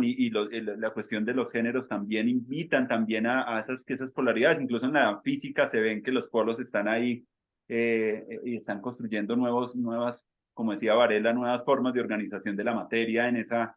Entonces es muy importante en esos diálogos poder como mantener en la cuestión de las paradojas. Y hay un literato que a mí me gustó mucho que se llama el padre Chesterton, el doctor, el padre Brown de Chesterton, que es un escritor y crea como unas cosas de novela policíaca, pero siempre está detrás cómo él junta las piezas para crear lo que está pasando. Es una persona muy sutil que logra crear relaciones y en eso saber un poco cuál fue el asunto que subyacía en el crimen, pero es muy delicado y está muy bien construido. Yo nunca había leído algo como tan poderoso en ese sentido y me está dando muchas pistas también. Ahorita que hablabas de cómo pensar en el otro que está pensando y desde dónde está pensando, cuáles son, como decimos, los lugares de enunciación y todo eso, y poder como tener esas capacidades, es una de las capacidades que en educación van a ser más importantes, de tener esa metabilidad de poder como estar en entornos expuestos a diferentes verdades, a diferentes porque pues cada quien tiene como unas verdades que están apoyadas mucho como también en cómo fue su crianza, su educación, las lecturas a las que estaba expuesto, los viajes, y todo eso conforma como lo que Loris Malaguzzi también, un pedagogo en Italia, habla, dice como el espesor cultural del maestro. Todo eso hace parte de lo que el maestro realmente puede vivir. Puede que eso no lo escriba en un currículo, pero si esa persona tiene ese espesor y él se preocupa mucho para que los maestros tengan un espesor cultural grande, que sepan de literatura, de cine, que estén como en ese afán de la curiosidad, porque eso es lo que va realmente a alimentar el proceso de conocimiento. Si el maestro no está realmente inspirado en una práctica existencial comprometida de descubrimiento, de pregunta, pues es más difícil que sus espacios se vuelvan innovadores, ¿cierto? Va a tener que tener ese espesor y esos hábitos. Y para mí ha sido maravilloso poder, como en el cine, encontrar esas paradojas. Y creo que estamos en un tiempo donde las inteligencias artificiales nos van a poder como dar información muy lógica de las cosas. Una de las cosas que no tienen y es una cosa es, y por eso la restricción de lo moral, porque no tienen la capacidad de mantener esa complejidad, ni siquiera ellos saben el significado de lo que están diciendo, no tienen esa capacidad de metacognición, que normalmente sí es Sí, una sí, sí. capacidad más del humano. Entonces me parece muy No nos interesante van que a yo siento conversar, que definitivamente no nos van a ser capaces de conversarnos no van a y ser de, capacidades de mantener la paradoja ni la contradicción porque va a ser como una computación lógica, pero no, frente a los temas existenciales o cosas que tienen que ver con los límites planetarios o como con esas cosas él no se va a meter, no tiene cómo, porque es como lo que llaman en la construcción una modalidad de conocimiento que tiene que ver más con cosas que no pueden tener, que son las emociones. Él no siente como cuando uno se pega con el bordecito de la cama, no tiene la capacidad de sentir ni de experiencia subjetiva propia. Entonces, y tampoco tiene mucho para decir que es más bueno que otro. sí, Y una de las cosas que a mí me ha parecido un poco injustas a veces o que he visto como con cierta curiosidad es la incapacidad, y yo creo que también con Jonathan Haidt también pues combinaba un poco esa reflexión de que no podemos entender mucho y él hace como una introspección como de los principios morales que guían tanto a la izquierda y a la derecha, ¿cierto? Como cuáles sí. son como y a veces uno habla de unas cosas y el otro no las tiene porque pues las está rechazando, siempre es como una polaridad que no está articulada y lo que él está invitando es que hay unas verdades parciales en lo conservador que vale la pena tener, hay unas vales en lo progresivo que hay que tener, hay unas cosas insanas acá, y empieza a ver como una paleta más grande de esos mundos. ¿Para qué? Para poder no polarizarnos, sino como mantener la capacidad de colaboración y de acuerdos colectivos. Entonces me parece muy chévere poder como fomentar eso en la educación, esas capacidades como de pensar en el otro y de pensar cada quien tiene una identidad, una epistemología, una ontología y cómo las personas que más tienen privilegios y han estudiado más, pues tienen las capacidades de ser más compasivos con las personas que de pronto no han tenido ni el acceso a la información. Entonces hay un debate y una guerra cultural muy fuerte entre los sectores y lo vimos acá en Colombia en las elecciones y ha visto también en las elecciones en Brasil, también unas tensiones muy fuertes en relación a guerras casi culturales por visiones de mundo que entran en pugna, pero que vale la pena también tener una perspectiva que permita pues atravesar un diálogo y reconocer que uno puede tener pues esas perspectivas de lo bueno y de lo malo, ¿cierto? Que puede tener esas perspectivas de lo liberal y en otras cosas puede ser conservador, como tener una flexibilidad moral pues mucho más amplia para poder como estar en el juego y no como encerrarse en una perspectiva única que impida que los movimientos pues puedan seguir aprendiendo. Entonces yo me he estado preguntando por eso y siento que una de las cosas más interesantes ahora frente a ese tema de la moral, que me parece un tema muy importante y que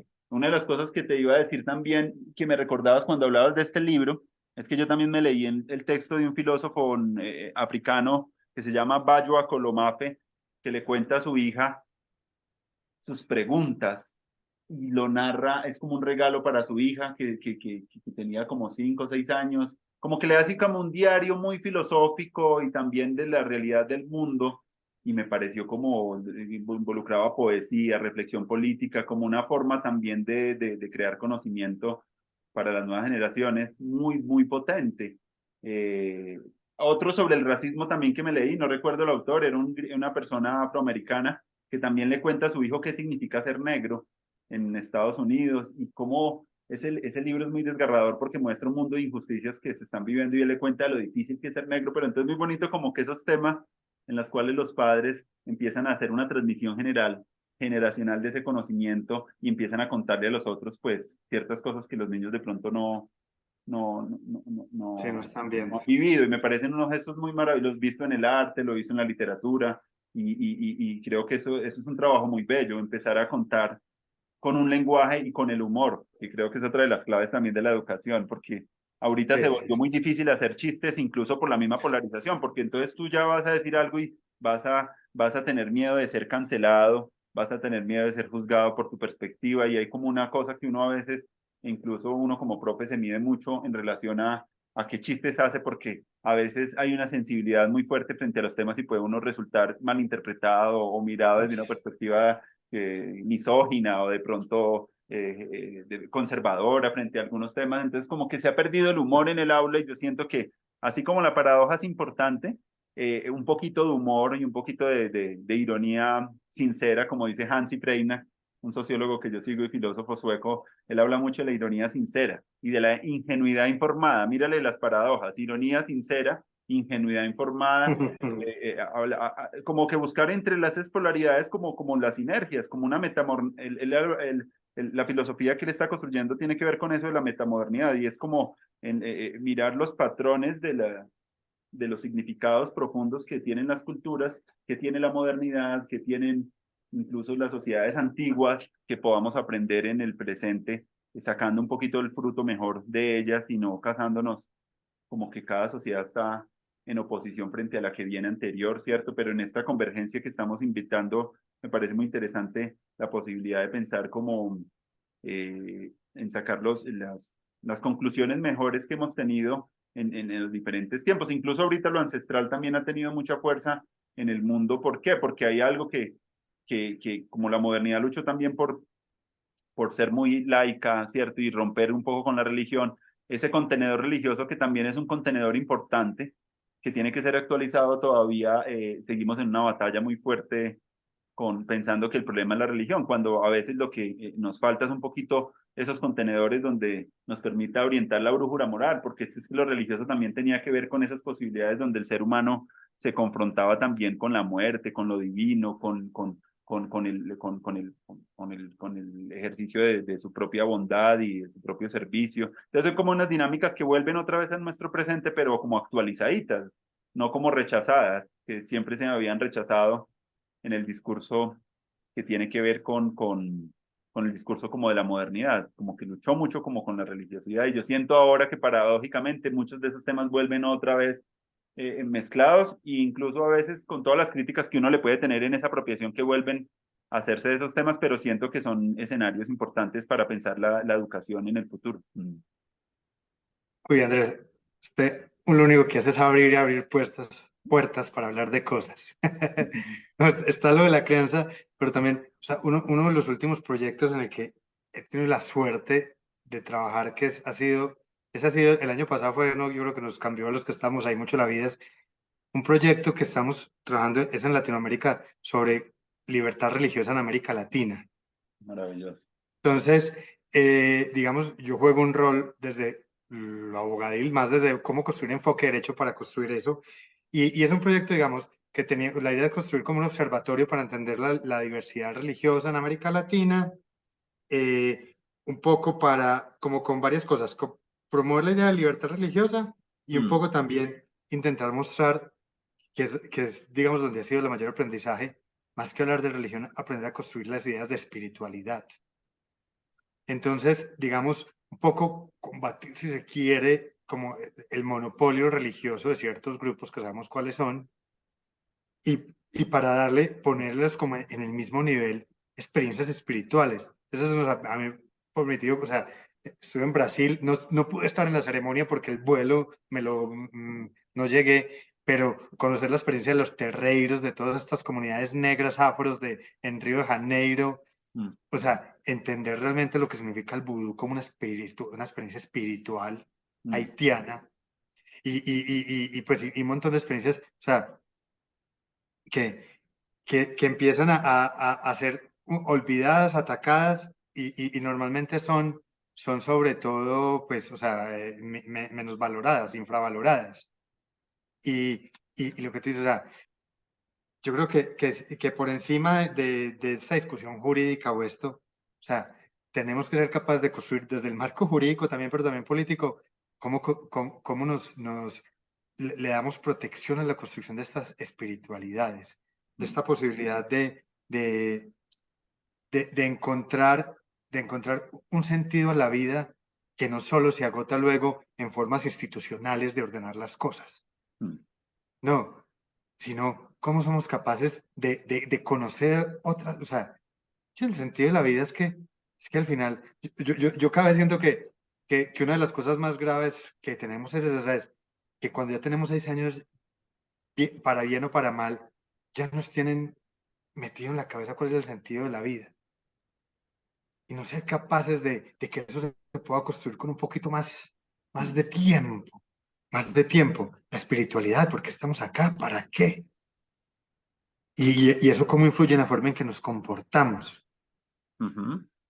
Yo sé, A mí me pero, gusta, yo defiendo tanto la y, espiritualidad y las prácticas espirituales porque son como muy importantes para la salud emocional y para la vitalidad de las personas, incluso para la autorregulación, pero también defiendo el principio de la religiosidad o la religión en la perspectiva de Durkheim, que habla de los valores que comparte una tribu, unos símbolos, unos rituales, unos espacios sagrados, e incluso para las personas que les gusta el fútbol hay una ritualidad, hay unos cantos, esos son espiritualidades. El capitalismo también podría ser el individualismo, sí, una sí, sí, religión, sí, sí, sí. la nueva era, el comunismo, son como unas ideologías sino que son malas religiones, pero siento yo que así como hay que acrecentar la oportunidad para conectar con esas prácticas espirituales, siento yo también como que la religiosidad tiene que ver más como con algo más colectivo que tú compartes con otro que para Sí, sí, sí. y que es sagrado, que es como algo importante y significativo. En Alcohólicos Anónimos y en los chicos que hacen rap,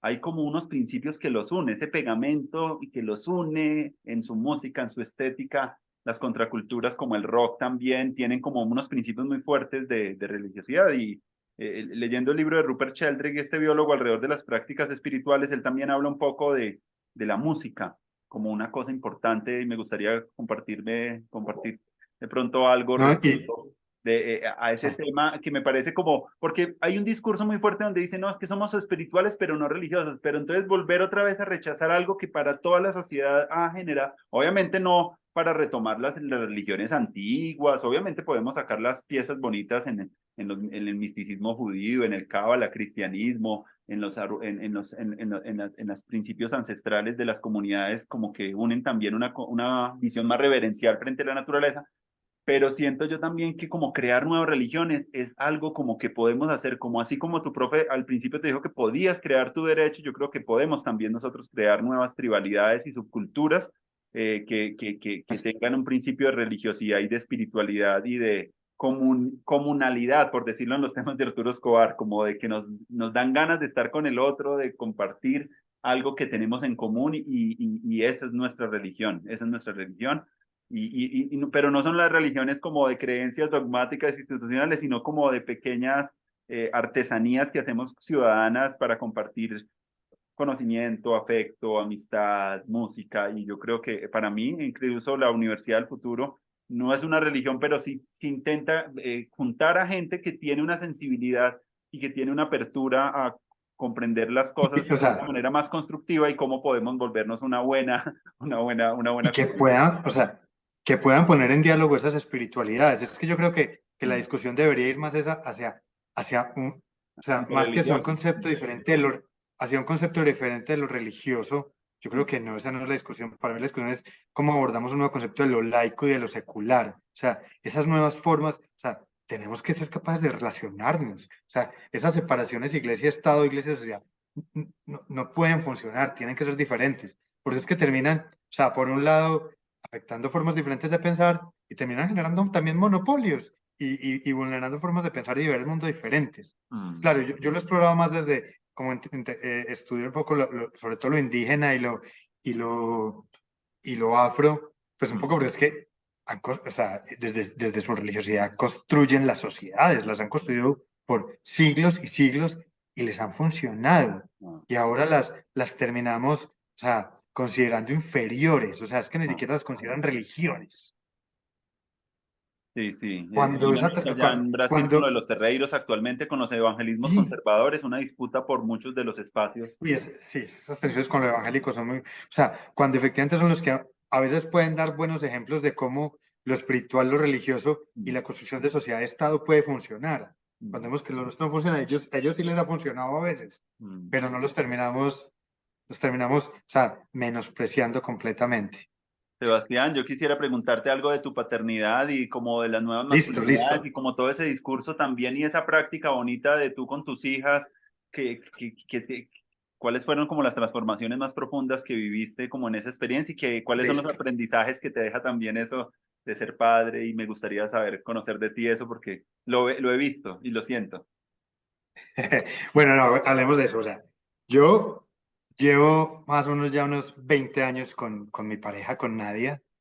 Nos conocimos en Colombia, yo vivía en Medellín, ella en Bogotá, después yo me fui a Bogotá, nos casamos y digamos que una de las cosas yo creo que para mí es importante es Nadia es la que a veces tira las ideas, o sea, vámonos, hagamos esto.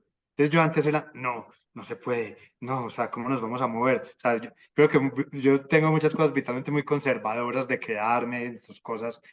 Pues yo creo que ciertas formas donde hemos vivido y donde nacimos, las están ahí. Claro.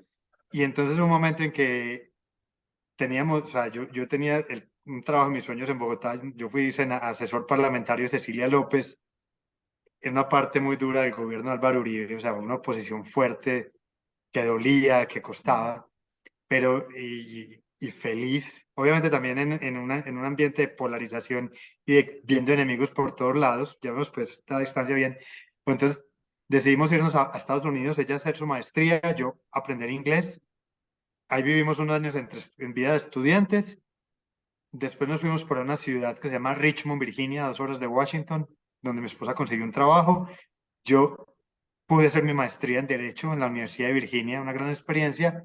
Y entonces ya después de eso, de haber como 6 o 7 años, bueno, la idea de tener un hijo fue una búsqueda absolutamente, o sea, consensuada, deliberada, deseada.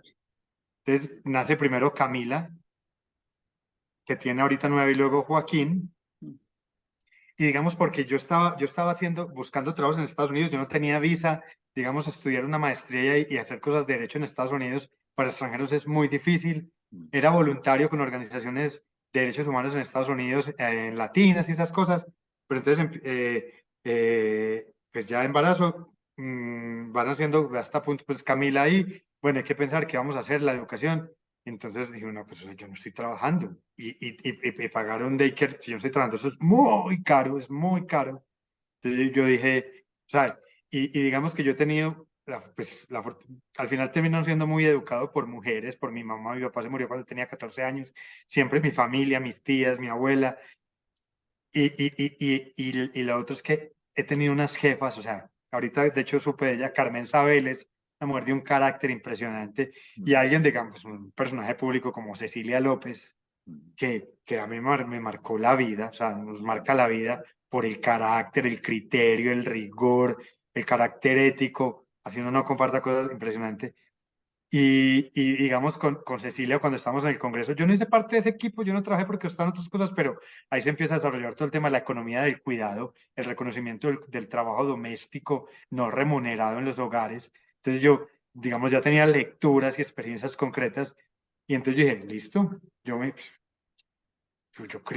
me quedo con la niña, o sea, eso se hace. claro. Estaba haciendo un trabajo con una organización norteamericana, la ONG, el sindicato gringo más grande, está haciendo un trabajo sobre un balance sobre las políticas laborales aquí en México. Yo vivía en Estados Unidos, entonces vine, ya cuando volví a terminar de escribir el documento nació Camila, pues y eso la vida me cambió, porque uno creía que eso, ¿no? Eso es medio tiempo, o sea, por ponerlo a empezar por ahí, y no.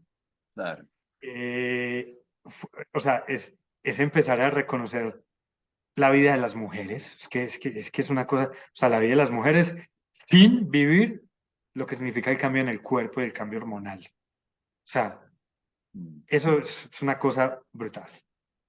Además, vivir eso en su cuerpo y después estar sometidas a una vida de trabajo no remunerado, o sea, la crianza primero ha implicado eso, ha sido un ejercicio absolutamente compartido, abandonar ese, o sea, esto no es que yo ayudo, no, lo hacemos los dos. Ujú. Yo me siento profundamente orgulloso de que lo único que no puedo hacer no pude hacer fue amamantarlos, Ujú.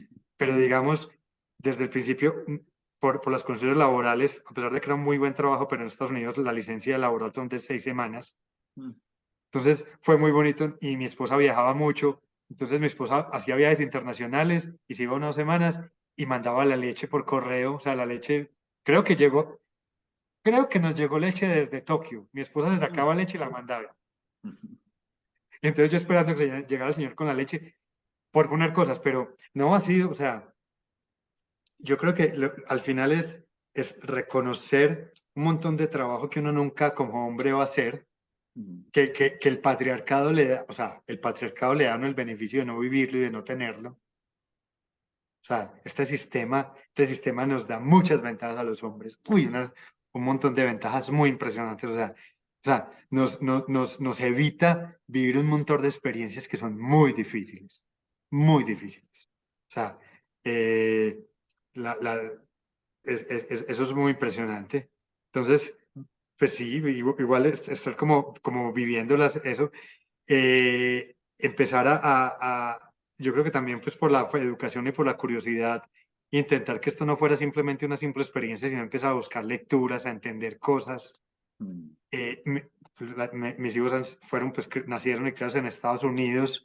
Digamos que una de las cosas, de las experiencias ya para mí también más maravillosas es que cuando Camila, ya como a los 8 meses, no iba a colegio, porque yo estaba con ella, empecé a buscar bibliotecas públicas, o sea, con todo lo difícil que es que no es que sea un gran sistema, las bibliotecas públicas son espacios de socialización. Vale.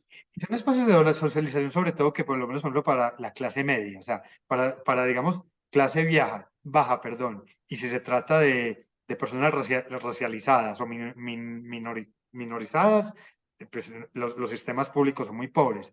Pero yo tenía acceso a bibliotecas públicas donde había procesos con niños pequeños de lectura, de música, y Mm. yo ahí conocí a mi grupo de parceras, o sea, Ariel, Hanna y Paula, que son tres gringas, una abuela, Paula de 60 años, y Ana y Ariel son unas mujeres digamos, deben tener, yo tengo 45, ellas tener 35, 40. O sea, yo no hablaba mucho inglés y con ellas construí unas relaciones de amistad. O sea, tenían niños de la misma edad de Camila y nos hicimos amigos. Y digamos, esas fueron las personas con las que en los primeros 3 o 4 años de vida de Camila estuve expuesta a que nos veíamos todos los días en parques, a buscar experiencias de educación pública, de entender un poco cómo funciona la vida gringa. Eso, por ejemplo, me salgo un poquito de la crianza, pero eso también nos marcó mucho. Fue el momento en que Trump se hizo presidente. Entonces, vivir también esas angustias. Por ejemplo, Paula, la abuela de 60 años, cuando estábamos en la calle, me decía, no hables, por favor, no hables, cuidémonos. O sea, y me lo decía, era como que no te escuchen hablar en español es para que no nos vayan a agredir. Había miedo.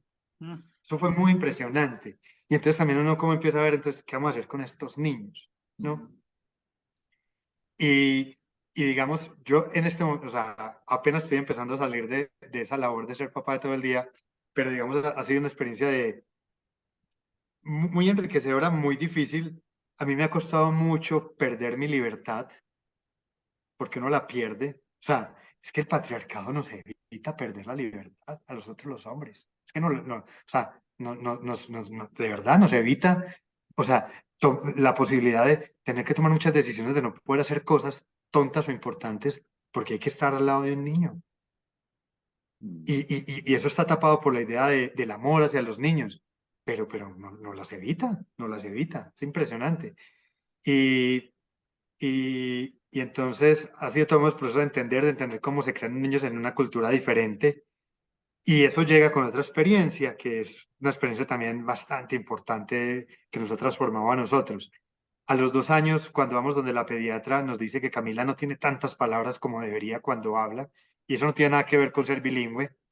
Entonces empezamos un proceso de intentar entender inicialmente es el sistema de salud del municipio de Richmond nos hace una valoración, dice que puede tener un pequeño retraso en el desarrollo y empezamos a unas terapias del lenguaje con una gringa. Camila hablaba español con nosotros, pero en la calle y eso, todavía no iba al colegio, hablaba inglés.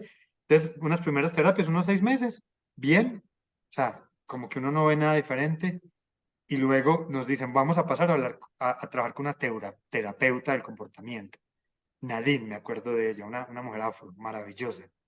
Empieza a trabajar y ella nos dice, mire, yo levanto una bandera roja, yo veo cosas. O sea, entonces, cosas que uno, o sea, uno como papá no está formado para eso. Mm, A pesar de que Camila nos acercaba, nos abrazaba, pero se empezó a dar cuenta, no sostiene tanto la mirada como la debería sostener. Juega con los niños, pero muy rápidamente se aleja y empieza a dar vueltas. O sea, mm, uno, la formación de papá, eso uno no la tiene, eso no está. mm, Entonces hacemos una primera valoración y dicen, no, nosotros no vemos autismo, que es lo que mm, inicialmente los rasgos mostraban, vemos un retraso en el desarrollo, seguimos, y el momento crítico fue cuando nació Joaquín. O sea, mm, nosotros ahí no teníamos, digamos, como preocupación, no estamos ante nada, sigamos en las terapias, veamos que avanzaba en su lenguaje, ya tenía más palabras, todas las cosas, pero cuando nace Joaquín, a la semana Camila se quedó sin hablar, paró. Sí tuvo como una infección viral, pero paró de hablar. Y eso sí ya es un golpe. O sea, mm, y te lo vuelvo a decir porque es que hay cosas. O sea, listo, para mí, lo que significa. O sea, estamos hablando también de una mamá, Nadia, con un bebé de 10 días de nacido. O sea, mm, con su cuerpo en ese proceso de posparto, fuerte. teniendo que enfrentar que su hija no está hablando. Entonces ahí empezamos un proceso, o sea, de entender qué es el autismo y aprender qué significa intentar transformar este mundo a que sea un mundo neurodivergente, a entender la neurodiversidad. Mm, Y digamos, la experiencia de crianza ahí, o sea, ha sido absolutamente enriquecedora y positiva, porque digamos, Camila es una persona que no necesita mayor apoyo, y también porque desde que Camila empezó a los 3 años, también gracias como a los privilegios económicos de los trabajos que teníamos y de los que tenía Nadia, nosotros pudimos empezar a tener todo un apoyo, pero también, digamos, estar ante la neurodiversidad es navegar en un mundo en el que los papás al final somos los expertos y los que construimos. O sea, el autismo te da un diagnóstico de algo, pero el autismo es un espectro. O sea, es un montón de cosas y de rasgos de condiciones que mm, no son enfermedades. Claro, pues los niños tienen algunas cosas, pero no son enfermedades, son condiciones, desarrollos neurológicos que todavía no está muy claro qué es. Cada niño tiene dentro de ese espectro unos rasgos muy diferentes. Entonces, esa creencia como papá es, o sea, es uno contando con mucha suerte y contando con recursos económicos y viviendo en un tipo de sociedad que lo apoya, en estas sociedades de esos barrios americanos de clase media que tienen unos buenos colegios, con papás que tienen tiempo, mm, nosotros pudimos construir nuestro plan de vida y de trabajo con Camila y poderla siempre llevar a terapias que le fueron muy útiles, colegios que nos dijeron, necesitan espacio para que Camila trabaje. Ahí está un salón. Necesita una sombra que esté durante con Camila los primeros años acompañándola en el salón. mm, Había una sombra y el colegio siempre estuvo ahí. De hecho, era un prekinder, es que no era evangélico, de hecho era un jardín bastante fundamentalista, si se quiere, mm, pero yo creo que son las cosas positivas de cierta parte de la sociedad norteamericana, la construcción de esas comunidades, de ellos son muy sólidas y eso nos permitió estar ahí y, y entonces nosotros, o sea, nuestra experiencia es una experiencia que, pues yo la verdad ha sido increíble, o sea, siempre ha sido como de logros, de ver lo que es Camila ahora, la persona, el ser humano, la maravillosa, divertida, con sus rasgos, o sea, con su impresionante memoria, con su literalidad para entender cosas, pero para ir descubriendo, nos comportamos así, esto es una ironía, papá, me estabas haciendo un chiste, y cómo ella va intentando hacerlo y lo va haciendo. Y también, o sea, nosotros también como que de manera muy consciente siempre hemos intentado acercarnos a grupos y en la medida de lo posible ayudar a personas. O sea, estuvimos en unos grupos donde ya estamos compartiendo con personas pobres en Estados Unidos que cualquier interacción con el colegio terminaban en una pelea y una discusión y muchas veces en problemas legales, mm, en la imposibilidad de no poder llevarlos a terapistas porque no tenían ni transporte ni tiempo por el trabajo. mm, Entonces, eso ha sido. Y enfrentarse a a la neurodiversidad ha sido lo mismo. O sea, enfrentarse a entender que la construcción de las emociones, de la racionalidad, mm, es un proceso individual y que lo que se llama normal es básicamente una construcción social que un grupo de poder logra imponer o se logra imponer por comodidad, porque muchos lo viven y les cuesta entender que los demás pueden tener ciertas diferencias y cómo trabajamos en romper eso, en romper eso. Y ahora, digamos, tenemos o sea, una vida muy tranquila, muy buena. Camila, digamos, ya no está en terapias, pero siempre hablando mucho de qué significa ser diferente, de qué mm. significa, de que la diferencia es algo positivo y no se puede nunca tratar a nadie que no vea como diferente, como algo que sea problemático. Y por ejemplo, mis hijos encontramos aquí en México un colegio, o sea, la experiencia también es esa. Para nosotros fue muy fácil, pero la experiencia es, usted va a un colegio, sí, somos un colegio inclusivo, aceptamos todas las personas, nos gusta compartir. Ah, bueno, mira, mi hija tiene un diagnóstico de autismo, ella es de bajo soporte, sus condiciones, lee, escribe, se expresa, obviamente está entendiendo emocionalmente, a veces tiene ciertas reacciones, pues no son reacciones ni violentas ni nada. Ah, ok, no, pero tal vez no encaje acá, aquí somos muy académicos. Ah, oye, o sea, no son inclusivos. No, sí, somos inclusivos, pero, ok, pero tuvimos la posibilidad de buscar otros 10 colegios hasta que encontramos o sea, encontramos un colegio donde el primer mes había personas detrás de ella. Mi hija me decía, esta mujer me persigue todo el día y me pregunta y me pregunta. Cuando al mes nos sentamos a hablar con las psicólogas del colegio, o sea, nosotros nunca nos habíamos sentado con alguien que nos leyera también no que nos leyera también, que compartiera nuestra lectura de nuestra hija. Claro. A eso me refiero, porque no es de bueno o malo, es que por fin, o sea, ¿qué es lo que uno al final busca? Alguien que le diga a uno lo que yo veo, cómo lo puedo entender para volverles herramientas para ayudarles a transformar esos retos que tienen. Y además a irse dando cuenta en el proceso que los retos no son de ellos, los retos son de nosotros como sociedad. Como sociedad, O de sea, acuerdo. de la incapacidad. Y por poner un ejemplo, el año pasado, como en el segundo trimestre, con la profesora de Camila, con mi Rosa, nos dijo, mire, hay algo que me pasó y que, o sea, a pesar de que es un colegio muy bueno, muy consciente, pero también empieza, y decía, mira, el primer semestre, yo estaba explicando algo en el tablero, en la pantalla, con todo esto de la virtualidad, y Camila se paraba. Y ella nos decía, se para, y yo, Camila, siéntate, Camila, siéntate. Cuando yo un momento en que me di cuenta que Camila simplemente se paraba, era a ver la clase. O sea, no se paraba a hablar con nadie. Y esta señora dijo, ok. Y Camila, la señora dando clase, simplemente era alguien parado, todos sentados, y alguien parado poniendo atención. Y entonces ya a los 5 minutos en un tono más, oye, Camila, ¿estás parada? Y Camila decía, ven, sí, estoy parada. Y se sentaba y seguía. O sea, que eso también es difícil, en el proceso educativo son muy difíciles. O sea, también es que tener expuestos un solo profesor a un montón de niños, solo uno que haga algo distinto, ya es Ah, una carga muy pesada para un profesor. O sea, es que también es el otro lado. Pero entonces, ¿qué hacemos para que la carga no sea para el niño ni para el profesor? claro. De que separarse en algún momento es una ventaja, es una señal de que puede haber alguien que tiene unas ventajas frente a los demás, pero unas ventajas que no apreciamos porque nuestros estándares de normalidad son diferentes.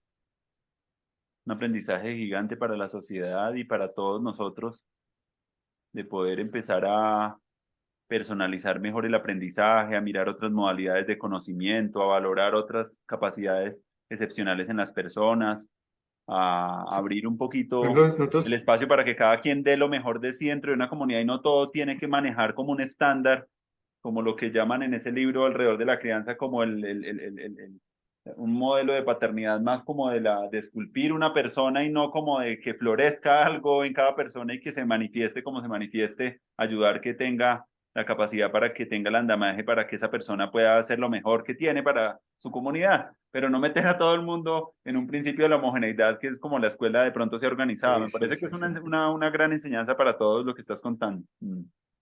O sea, obviamente nos hemos, o sea, es también enfrentarse, o sea, el reto de vivir con personas neurodivergentes, y es que lo vuelvo a enfatizar también, es o sea, es mucho trabajo para uno como papá, porque Claro. es que, o sea, hay un diagnóstico y los médicos dicen, mire, tal vez hagamos ese tipo de terapias, pero sí le toca a uno estar muy pendiente de si las terapias efectivamente funcionan, si los Mm. terapistas están leyendo bien lo que es el niño frente a uno, de estar ahí muy encima.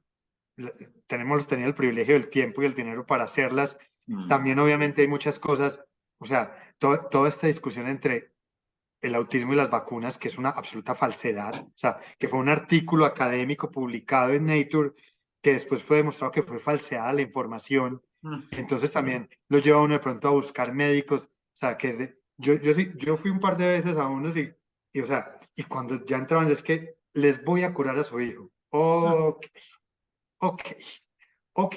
Y entonces, es que las basuras de las vacunas, no sé qué, ok. Obviamente nosotros eso ha implicado sentarnos a estudiar, a entender qué significan, si se puede hacer de una forma diferente, pero pues, o sea, también es como también uno sin tener la menor idea de aprender a entender qué significa lo científico, por ejemplo. O sea, qué significa el rigor científico en ciertas cosas, cómo se prueba, cómo no se prueba. Eso por lo menos para mí también ha significado mucho, para aprender cómo a respetar y a saber para dónde voy y para dónde no voy con eso, ¿no? Y básicamente el proceso es construir un mapa de navegación que hay que ir constantemente revisando Ujú. y aprendiendo. Por ejemplo, una de las cosas bonitas que hicimos cursos, o sea, aprender a tener la carpeta. O sea, nosotros la carpeta de cómo es Camila, con todos los diagnósticos, las cosas, o sea, y al final, eso lo vimos después y lo hemos aprendido. O sea, yo no sé en qué momento, a ella no le vamos a decir que es autista, porque además es como una frontera, eso es una frontera. Y además, no sé, también, no es que ella no tiene autismo, ella es autista, o sea, es su condición, su carácter, es ella. Ujú. Y autismo no es cualquier cosa, son muchas cosas. Pero lo que sí es que igual, también yo creo que al final de todo este proceso, lo, el mayor regalo que nosotros creemos que le podemos dar es que ella tenga su historia también bien construida. Entonces, aquí tenemos su carpetica, con todo lo que han dicho, no han dicho, hacia dónde va, ha logrado, no ha logrado, ha pensado. Y digamos, una de las cosas más bonitas fue hace 2 meses, ella tenía una terapia ocupacional aquí en México con unas mujeres maravillosas, maravillosas. Y fuimos ya como, ella tenía sus terapias y cada 2 o 3 meses nos sentábamos como con la directora a valorar cómo íbamos. Y hace 2 meses fuimos. Yo también llegué con la idea de decirle, espaciémoslo, vamos en estos procesos, la cosa mejorando. Y vamos, y ellos dijeron, no, mira, Camila, te queremos contar que ya te damos de alta, tú no necesitas. Entonces, Camila, de 8 años, que ese es uno de sus rasgos, a veces es una persona se adapta a los cambios, pero cuando se le cuenta el cambio, choca. O sea, ella decía, no, yo necesito mis clases, yo necesito mis clases. Y también nos dimos cuenta que, claro, yo me emocioné, todos estábamos emocionados, y al Mm. final también nos preguntamos, o sea, Camila, ¿por qué nos ve celebrando y ya que está celebrando así? ¿Qué tan conscientes del proceso que ha vivido? Mejor Mm. dicho. O sea, estamos haciendo una fiesta de que ya estamos saliendo de un proceso. ¿De qué proceso? O sea, Camila, ¿de qué proceso está saliendo? O sea, Mm. entonces ella dice, no, de un proceso donde Lili me enseñó en parte a leer, a conocer la comida mexicana, y hacían muchas cosas. Ujú. Y por ejemplo, o sea, pasamos de tener una niña que supuestamente no hablaba y que se demoró en hablar un poquito, a una niña que cuando uno habla con las personas en el colegio o sea, lo que está escribiendo esta niña, una niña de 9 años, que escribe unas historias coherentes, fantásticas, maravillosas, que construye personajes, que Maravilloso. también ha sido un poco también lo que hemos intentado construir nosotros como familia. Muchos libros, que nos vean leyendo, que les leamos, Mm, que los libros nos permiten construir discusiones y entender problemas. O sea, yo creo que estos niños que viven en ciertos privilegios van a estar muy alejados de muchos problemas. Que claro. por lo menos esa literatura les ayude en un momento determinado a hacer eso. Y sobre todo, que es otra de las tragedias que yo estoy sintiendo en este momento, es que después de la pandemia, o sea, mis dos hijos están mucho más lejos, o sea, tienen muchas más capacidades que los demás niños de colegios públicos de México y Colombia. O No, sea, mis hijos son, en su capacidad de leer y escribir y entender ciertos contextos, en los últimos 2 años se alejaron mucho más de la capacidad de leer, escribir y entender cosas de la mayoría de niños de Colombia y México. Y eso es de una angustia. Yo no sé qué vamos a hacer. mm. Bueno, Sebas, qué alegría la conversa. Si quieres de pronto algo para cerrar, ya llegamos a nuestro formato como de hora y media. Me encantó hablar contigo, todas esas historias que nos cuentas, las reflexiones que hemos venido haciendo. Parece maravilloso pues poder compartir contigo este rato y seguir celebrando la amistad, que es también parte del eje de estos programas, porque pues yo creo que esos son nuestros privilegios, poder estar contigo acá, poder tener amigos con los que quiere conversar, poder tener una familia que lo apoya a uno, tener como, y esas cosas pues reconocerlas, lo impulsan a uno a seguir como, ojalá que más personas y con este tipo de educación que estamos como interesados como en que la sociedad tenga mejor acceso a nuevas, como una información más inspiradora, eh, no sé, expandir nuestros privilegios, hace parte también como de que más personas puedan también tenerlos, es como lo que a partir de estas cosas que estamos conversando y a partir de estos nuevos usos de las, bueno, no, como a partir de lo cotidiano, como, como decía alguien en un texto filosófico muy bonito que yo leí, como una revolución silenciosa y Sí. que seamos parte de esa revolución silenciosa y no tan silenciosa porque pues acá también uno se expone mucho, pero pues es una maravilla compartir contigo y pues bueno, con esto cerraría cualquier cosa que quieras agregar para finalizar y saludes a toda tu familia y espero pues que podamos vernos pronto de nuevo en Manizales o acá en Colombia o Andrés, no, llevamos otro muchas en México. gracias. Como yo igual no, yo no me siento ni colombiano ni mexicano, pero como decimos los mexicanos, esta es tu casa y es su casa, la de todos ustedes. Por aquí felices de alguna vez poder compartir alguna experiencia. Esperamos vernos en Colombia pronto y la alegría de la conversación, o sea, poder hablar. Es que no hay nada más maravilloso y de verdad privilegiado que esta hora y media Mm, eh, recordándonos, volviendo a tener todos los recuerdos, dimensionándolos, mm. dándonos cuenta de lo que hemos aprendido, de lo que nos falta por aprender y de eso, de construir relaciones, de eso vamos a vivir, de eso tenemos que seguir viviendo. Muchísimas gracias.